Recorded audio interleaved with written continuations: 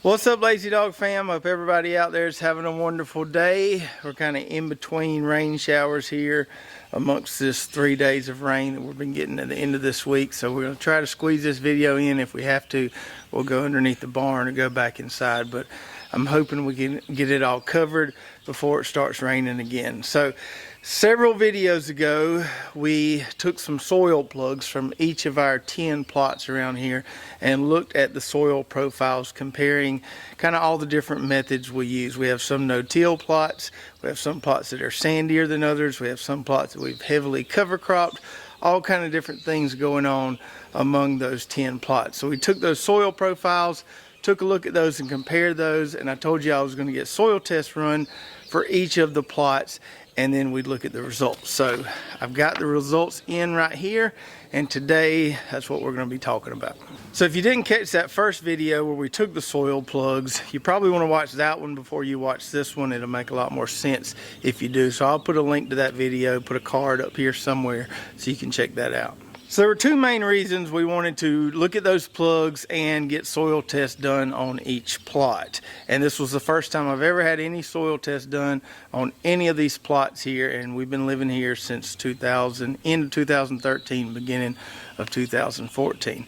So one reason I wanted to get it done was just to compare all the different kind of methods or strategies we're using on the different plots and see if there was any glaring differences there between the different strategies we're using. The second big reason, obviously, is to see if we have any deficiencies or if we have anything that are too high or too low that we need to adjust and maybe change the way we're doing things in a certain plot. With that being said, I knew before I got these results back that I wasn't going to be super reactionary to these results. I was interested to see the results, but all of our garden plots are producing pretty well as it is.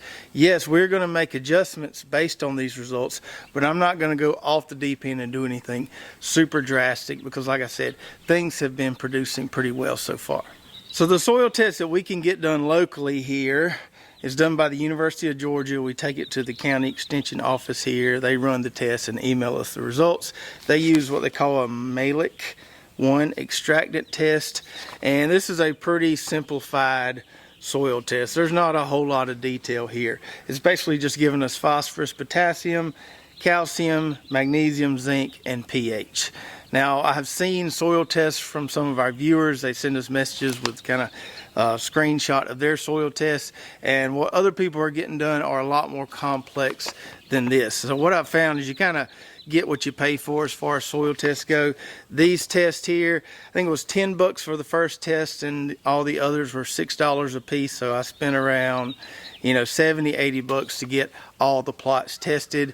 Some of the more complex tests I've seen out there can range anywhere from $25 to $50. I didn't really want to drop $300 to get all these tests done. I may do that in the future just to see if it makes a big difference as far as the complexity of the test goes. But we've got some very simplified tests here, but they're still going to show us some good things that are happening here and also allow us to compare the different plots.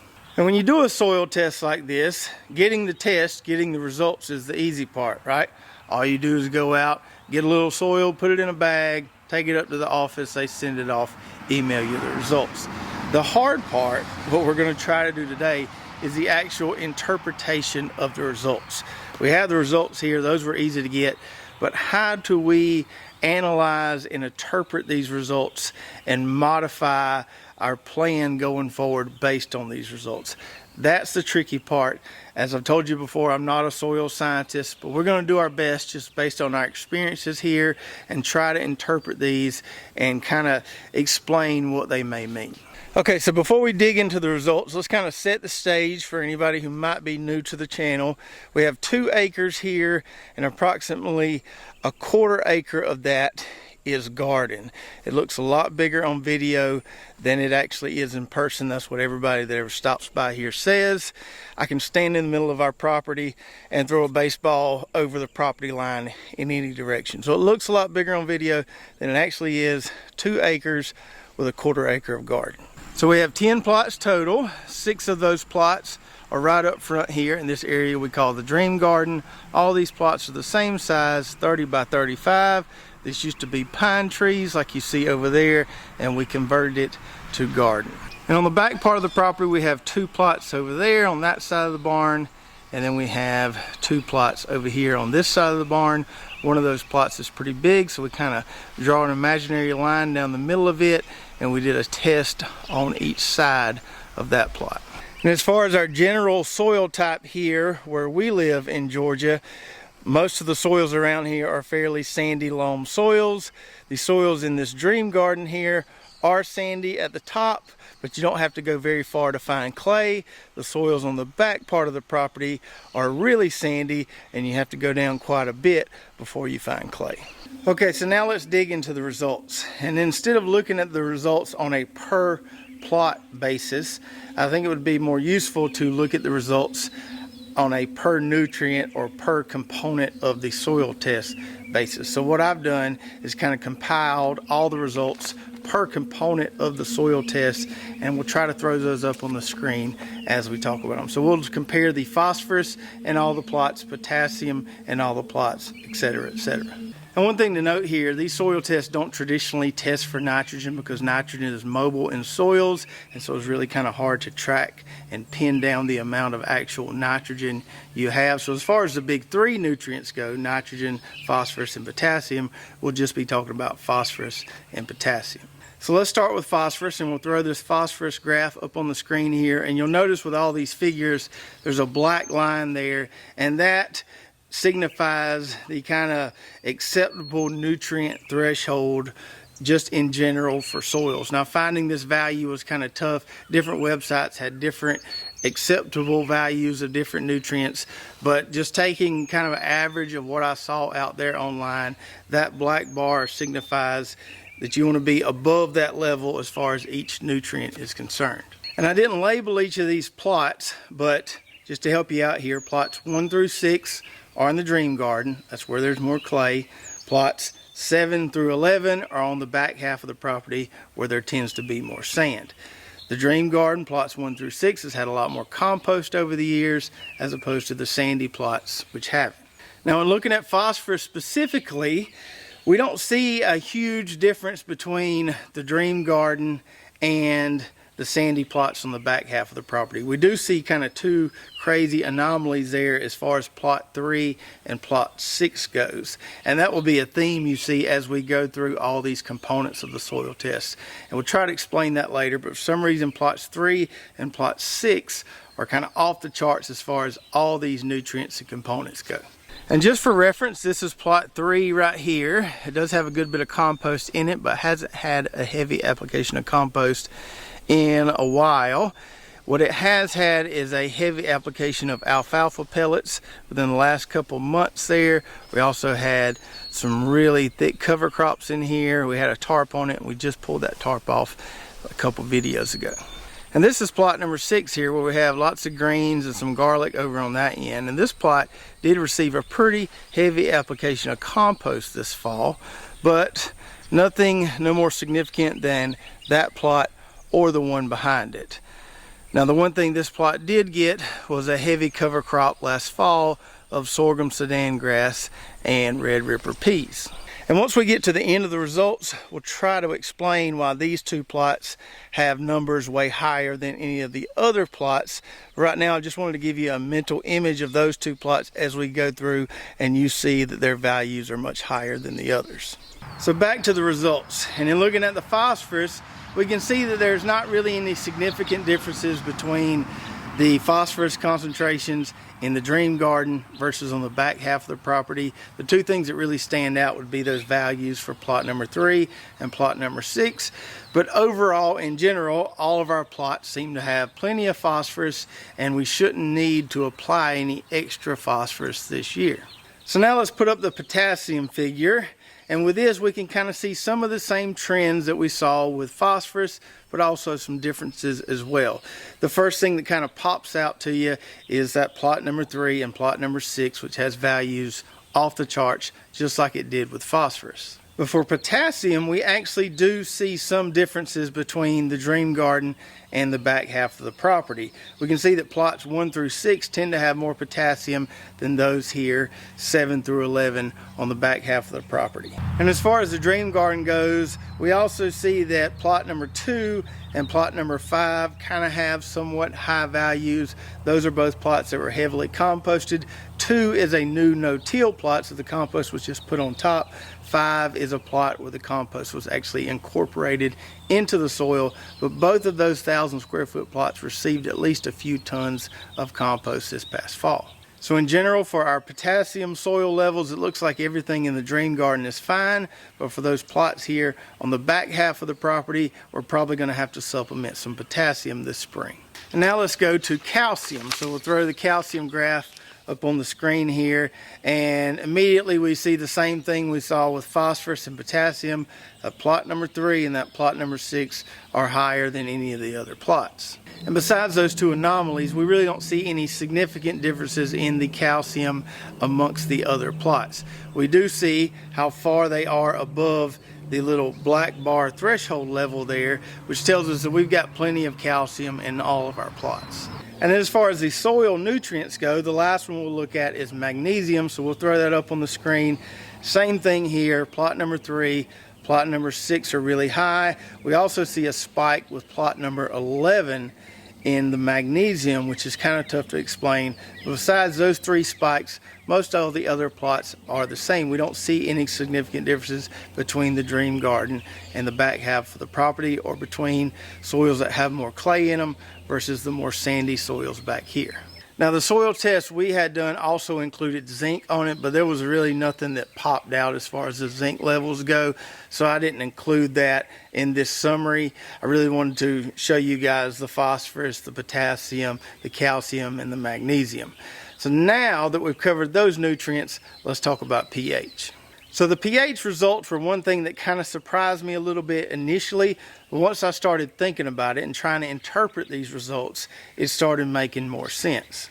And one thing to note here, I've never added lime to any of our garden plots here. I've never done anything to intentionally raise the pH of the soil. A lot of people just add lime every year without really knowing why they're adding lime or really having a soil test. So I would caution you against adding lime unless your soil test really tells you that you need to raise the pH. So let's throw the pH graph up on the screen, and for this one I have 2 black bars kind of representing the ideal pH range, and this varies depending on what website you're reading, but I put the ideal pH range between 6 and 6.5. Now once again we see plot number 3 and plot number 6 have higher values than any of the other plots. We also see that plot number 11 has a pretty high pH, which kind of coincides with that high magnesium value that we saw for it as well. If we compare the dream garden plots 1 through 6 versus those on the back half of the property, we can see that the pH values tend to be higher in the dream garden where there is more clay, but we also see plots 7 and 11 on the back half have a relatively high pH, and there is more clay in those plots than there are the other plots on the back half. So it seems like the more clay we have, the higher pH we have. Okay, so that's the easy part. Now for the hard part. How do we explain or interpret what we've just seen? So let's start off trying to explain the pH thing. As I mentioned, in general, clay soils tend to have a higher pH naturally than sandy soils. So we see that the plots that have more clay in them, or plots where we don't have to go very far to find clay, tend to have a higher pH than some of these plots on the back half of the property that are really sandy and you got to go down 6, 7, 8 inches to find clay. So that makes sense, right? I can live with that explanation. But how do we explain why these plots in the dream garden, besides the fact that they have more clay, have a pH, kind of above the desired range that we want in a vegetable garden? And while this is my first time doing a soil test on any of these plots, I did at one point have a soil pH probe, and I assumed it to be somewhat accurate. And I took the pH of those plots not long after we cleared those pine trees and turned that into a garden, and the pH was right around 6.5 at a nice acceptable level. Now, one thing we have started doing within the last year is using a lot less, if any, synthetic fertilizers and using mostly all organic fertilizers. Now, synthetic fertilizers, ammonium-based fertilizers, will tend to lower your soil pH. So maybe since we're not using any more synthetic fertilizers and using all organic fertilizers, that could be why our pH is being raised a little bit. So those are my best hypotheses on the pH results. Now let's try to explain some of these nutrient results. So as I was sitting down at my desk, just kind of racking my brain, trying to interpret and figure out a way to explain all this, I started looking at plots number 3, number 6, and then number 11 had some nutrient anomalies as well. And I started thinking, okay, what do these 3 plots have in common? They haven't all gotten the same amount of compost, so I don't think we can attribute it to the compost. What have all these 3 plots had on them that would make them higher in nutrients than any of the other plots? And the only thing that I could come up with is that these 3 plots, number 3, number 6, and number 11, have had very diverse cover crops on them, and within that cover crop diversity, they've had a lot of nutrient scavenging cover crops. So plot number 6, for example, had some sorghum sudan grass and red ripper peas. That sorghum sudan grass is a good nutrient scavenger, makes nice deep roots, pulls nutrients from way down deep. When you incorporate it into the soil, they're then available at the top of the soil for the next round of plants. And then plots number 3 and 11 have had a really diverse mixture of cool season cover crops recently, and those cool season cover crops included things like tillage radishes that tend to scavenge nutrients from the deep as well. Plot number 11 seems like I plant a cool season cocktail on it every fall and winter, so it's probably had repeated exposure to some good nutrient scavenging, whereas plot number 3 had a really nice cover crop mixture on it that we incorporated several months ago, but had some really nice radishes in it, which were pulling those nutrients from way down deep up to the soil surface. So that's my best explanation for the really high values in plots 3, 6, and 11, is the fact that we had diverse nutrient scavenging cover crops in those plots, and I think that says a lot about the value of growing those types of cover crops in a vegetable garden. Now let's look at a little more detailed comparison with this big plot over here to my right, where we actually kind of split it in half and did a soil sample on one side and a soil sample on the other side. Now if we start throwing up some of these results on the screen, here we're talking about plot number 7 and plot number 8. And if we look at these real quick, like if we look at phosphorus, we can see 7 is slightly higher than 8. If we look at potassium, we see the same thing. Calcium, we see the same thing. And I believe with magnesium, yep, we see the same thing. So 7 is higher than 8, even though it kind of looks like the same plot. So here's the big plot from where samples 7 and 8 were taken. Now, the area for 7 right here has since had some alfalfa pellets put on it. I had a little bit left in a trash can I needed to empty out for something else. So I just scattered them on this plot right here. Figure it couldn't hurt. And then we have 8 over here, which is the Balanza clover, which has been grazed by chickens several times. So this has had clover on it for a while, been grazed by chickens. This had a cover crop of caliente mustard and nitro tillage radish. And as I told you in that soil plug video, this portion of this big plot where sample number 7 was taken has a lot more clay in it because of that little berm right there. So a bunch of clay was brought in at some point to kind of divert water on the property. Whereas this portion where the clover is really, really sandy, and you got to go down pretty deep before you find any clay. So the results from these 2 plots here kind of support our earlier hypotheses. A plot with more clay in it around here is going to have a higher pH as opposed to a sandy plot.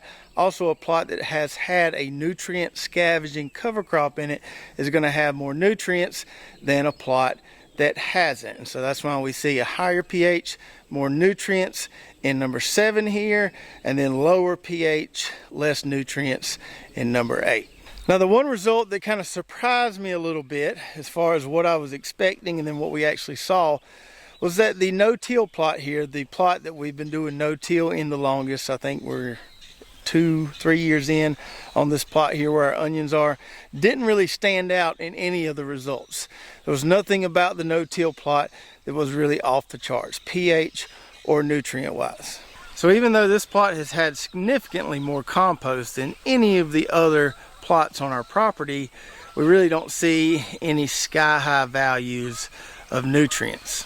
So at least up to this point, the no-till strategy in this plot doesn't seem to be giving us a distinct advantage as far as nutrient concentration goes. Now, there are some advantages to doing this no-till strategy here that I've noticed. It seems to make the plants a lot more disease tolerant. We haven't had any disease issues on our onions. The pumpkins and winter squash that we planted here back last spring were really vigorous. Didn't have a lot of disease issues on those either. So there are some advantages. I'm just not sure those advantages are showing up on a soil test. And that's because a basic soil test really doesn't measure the biology in the soil. Now, I'm sure there are some more complex tests out there that could give you some parameters, that could provide some insight into the actual biology of the soil, but the test we got was pretty simple and it's not giving us any insights into that. And then the last thing we want to try to explain here is why plot number 3 had values so much higher than any of the other plots. We talked about why 3 and 6 were so much higher than the others, and we think that is due to having a lot of nutrient scavenging cover crops being grown in them lately. We know it's not the compost because 6 has had a lot more compost than 3, but 3 has a lot higher nutrient values. So my best guess as to why this plot here was so high is that it has to do with these alfalfa pellets here. And we put about 80 pounds down on this plot. You can see some of them have broken down, some of them are still a little crumbly there. But that's really the only big difference between this plot and that plot over there. They both had nutrient scavenging cover crops, but this one had a lot of alfalfa pellets on it, which to me is the best explanation of why this is the highest nutrient concentration that we see amongst all of our plots. So is that the right answer? Is that the truth? Well, we may never know. All we can do is make educated guesses or hypotheses based on the data that we have and the treatments that we know we applied to each of these plots. And I don't have any stock in alfalfa pellets or nutrient scavenging cover crops, so I don't have any skin in the game as far as promoting those two things to do to your garden, but it does appear there's some good value there at adding the alfalfa pellets and also using the nutrient scavenging cover crops. We've known about the benefits of cover crops for a long time, but what these results tell me is that the diversity of cover crops is really important. So sometimes we just plant one cover crop if it's a new one to see how it's going to do, but this tells me we need to be planting a diversity, a cover crop mix in each plot as opposed to a singular cover crop, and we really need to focus on those cover crops that are nutrient scavenging.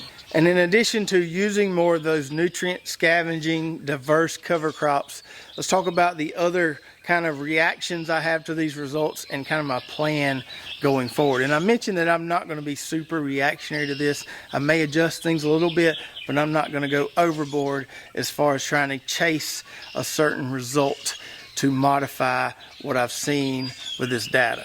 And that particularly applies to the pH situation. So yes, we do have some high pH out here in the Dream Garden, higher than we would traditionally want in a vegetable garden. But these plots have been really productive this fall and winter, so I'm not worried about it a whole lot. Yes, we could apply sulfur and try to lower that pH, but one thing you don't want to do is chase pH values. You can do more harm than good by trying to really get a specific pH value. And I would rather just adjust that long term over time as opposed to trying to go for a quick fix. And since they're productive right now, I assume they'll stay productive in spring. Our pH may be a little high. We'll work on adjusting that over time, but we're not looking for an instant change there. In addition to the sulfur, one thing you can do to lower pH is use more synthetic fertilizers. Using more ammonium-based fertilizers will naturally lower pH over time. But I like the sustained fertility I've kind of been able to achieve within the last year by going to more organic fertilizers. So I don't think that's a good option either. So I think the best option to lower our pH in the dream garden over time is this right here, our chicken tractor with our 6 girls inside.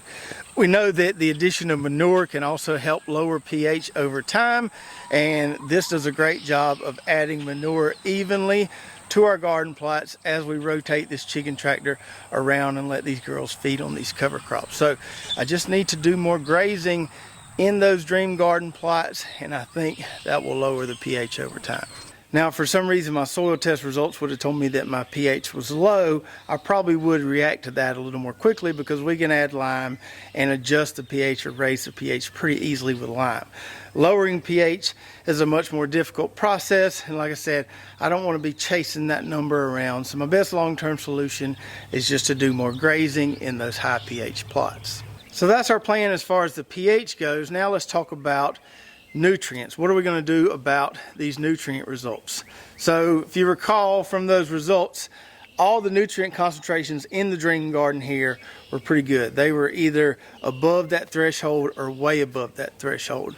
So what that tells me is that we don't really need to be given a whole lot of extra phosphorus or potassium because it's already there. Now we probably still are going to have to supplement some nitrogen. We really can't measure that, but we can pretty much assume we're going to need to give the plants some nitrogen. So what I'm going to do in the dream garden, instead of using that NatureSafe 855 as a pre-plant fertilizer, I think I'm going to use the 1300, which is just straight nitrogen, because we don't need to give them a lot of extra phosphorus and potassium. Now we'll probably still feed them with some AgriThrive here and there because that does a lot more than just feed the plants. It feeds the soil as well. We want to nurture that good soil biology. But as far as our pre-plant pelleted fertilizer, we're going to shift from 855 to 1300 out here in the dream garden. And then on this back half of the property, one of the kind of glaring differences between the dream garden and back here, as far as those results go, was the potassium levels. So back here, our potassium levels were kind of right at the threshold, whereas up there in the dream garden, they were way above it. So we may have to supplement some potassium back here. And I've got some NatureSafe fertilizer. I haven't used much of it yet, but it's a 10-to-8. So mostly nitrogen, mostly potassium. And I think that's what I'm going to use back here, where we're close to a potassium deficiency, but not quite there. And then the last plan I have as far as these results go is that I'm not going to be in a big hurry anymore to convert more plots to no-till plots. Now I like what I'm seeing out of that no-till plot. I like the disease tolerance or resistance that I'm seeing with the plants that are grown in there. But those results tell us that the nutrient concentrations in that plot are not any different, if not lower, than some of these other plots. So what that tells me is that my kind of traditional technique of growing cover crops, grazing those cover crops, tilling those cover crops into the soil provides plenty of nutrients, if not more nutrients, than just doing it the way we've done that no-till plot there. So I'm going to kind of shift back. We're going to keep our no-till plots, but I'm going to shift back to doing more of kind of my old way of doing things, and I'm not going to try to convert more and more plots to no-till. And so we'll put those plans in place, and then we'll test again next year and see if anything has changed, see if we were able to successfully lower that pH a little bit, see if we were able to maybe get those nutrient concentrations among the plots a little more balanced so we don't see those crazy spikes there. Who knows if we'll be able to accomplish that or not. There's some geese. But we're going to try, and next year the results should tell us if we were successful or not. So hopefully you enjoyed kind of nerding out with me. I'm going through these soil test results. I know some of that is kind of deep for beginner gardeners, but hopefully it gave you an idea of just kind of my thought process and how I look at those results and try to figure out what they mean. And while I always look forward to reading you guys' comments, I really look forward to reading the comments for this video. If you've got any additional hypotheses to explain these results, you disagree with something I said, you agree with something I said, tell me what you think about these results we have from these soil tests. And if you're watching on YouTube, be sure to check out our affiliate links below. A lot of companies we use around our gardens here at Lazy Dog Farm. Even got some coupon codes for some of those companies. If you haven't already, go check out our website, lazydogfarm.com, where we've got recipes, our garden journal, recommended products, Lazy Dog Farm merch, and more. If you did enjoy this video, make sure to subscribe, hit that notification button, like, and share, and we'll see you next time right here at Lazy Dog Farm. Oh,